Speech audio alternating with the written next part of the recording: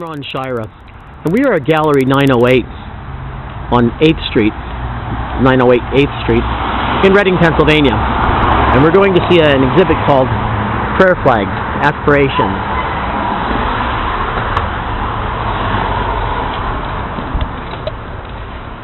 Okay, we're in the gallery now, and to our left is Peirs, and to our right is Nancy Sarangoulis, Peg is the owner and director of the gallery, and Nancy is the curator. So, hi, how are you? Hi, Ron. Hi. Glad you could stop by. Yeah, I'm glad I could stop by too. So, anyhow, talk to me about this exhibit. This is called Aspirations, Prayer Flags. Visual Aspirations, artist prayer flags. And I had the idea to do a fundraising art show, and I decided that since the money would go to benefit a Tibetan temple, that I would use the theme of prayer flag, because prayer flags are things that you see at Tibetan temples, and but my version would be to ask artists to make their own personal prayer flags rather than traditional ones. And so I asked a lot of artists to make a prayer flag that was 11 by 14 inches, and the idea would be to just get as many different kinds as I could. I wanted a wide variety, and I said that they don't have to be religious, but they should contain a prayer or an aspiration and be kind of positive. And then we just strung them up in Gallery 908, and here they are. Yeah. And here they are. Okay. Well, let's take a look at a few of them. Maybe you want to talk about a couple of them? Where should we start? Over here, say? Okay, yeah. You have Okay. any questions, just ask. Okay. So pretty much everybody is just putting something in here, which is like a prayer to the universe. See, this one says, respect life, go faux. Yes, and this is made out of fake fur. Fake fur. And the words are snipped away with the scissors. Ah. And that's made by Daniel Schlenker, Okay. who's very talented. And this one's by Nancy Seghetti. And she actually took this photograph of Buddha when she was in Vietnam, I think. Yeah, she's been overseas a few times. She's now over in India, I believe. This is Suzanne Calvaresi, and it's kind of like, it's a print. It's a, I don't know what it's called. It's a monoprint. The process I can't remember. And this is Mary Stout, who's a quilt maker. And she makes these, and she doesn't call them prayer flags, but she's been making them for years, and she just said, sure, I'll give you some. And they have like little quotations on them. This one says, charm is a way of getting the answer yes without asking a clear question. Okay, yeah, it's a quote from Camus. Okay, this one says, make This is, I think it's called For Buddy. It's made by Susan Doobie, and it's hair from her horse. And she got the idea because traditional Tibetan prayer flags are called wind horses, and they carry the Dharma or the teachings on the wind. And she has this horse who's very dear to her, and so she made a wind horse with actual horse like, hair. there's a few here that you made, I know. What do you call these 8 auspicious symbols? Is that what? Yes, I made a Buddhist one. We have something called the 8 auspicious symbols.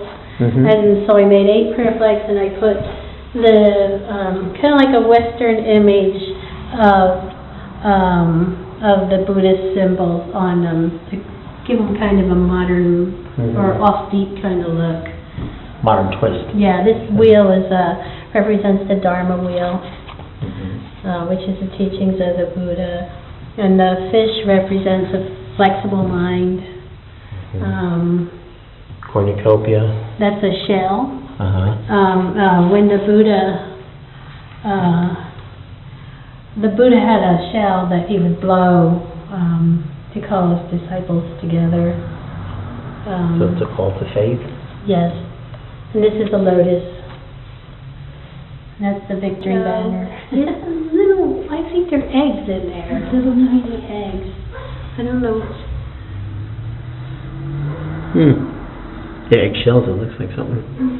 Carl Klingbeil, who's a Brooklyn artist, and they're woodblock prints, and he's a Buddhist, and he made drawings of monks and adepts. Kind of real loose drawings, gesture drawings, and so he made these prints using those. He had some other ones on the other side here that he did as woodblock prints, except that he actually engraved these with a router. Pretty interesting. And these two down here are also by high school students from Wyoming, and they're memory pieces. In honor of friends and sister who died. Ed Terrell, who actually lived in an ashram in India for 13 years. Victoria Sykes. Victoria Sykes, who works here. Yes. And she's a high school student too. She just graduated. Okay. Wow, pretty cool. And that's Valletta, artist from Westchester. And an occasional collaborator of yours. Yes. Do you remember this one? Melissa Kepner. She was an elementary art teacher in Reading, so she's now working for AmeriCorps, and she's in Phoenix. Jane Runyon and Marie de Phillips.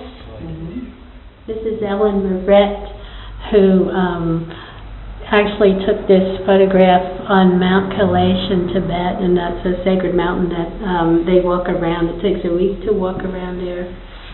Another Wyoming high school student. Nice colors in that. This is Beverly Leviner. Strength, silence, will, peace, patience. And this is, who's this? Mine. Peirs. Peg did this one, yeah. And you can say with It's a Native American medicine wheel. So the 4 directions, the aspects of self and mind, body, and spirit. So spirit is the east, and that's fire, and water is south, and that's your emotion, and body is west, and that's the earth, and air is north, and that's our mind. And it's about seeking balance in the center. It's called emptiness. And it actually is emptiness. Julio is a well-respected conceptual artist around here who sometimes does not actually use any materials at all. And this is what his contribution is These are stones. They're carved by a Tibetan friend of mine named Tupa.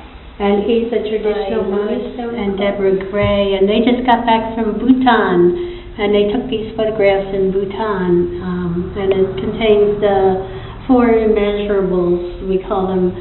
May all beings be happy, may they be free from suffering, may they experience sorrowless bliss, may they dwell in equanimity. Horizontal man, and she has these wonderful images of the Venus figure that she's referencing, Tara. Green Tara.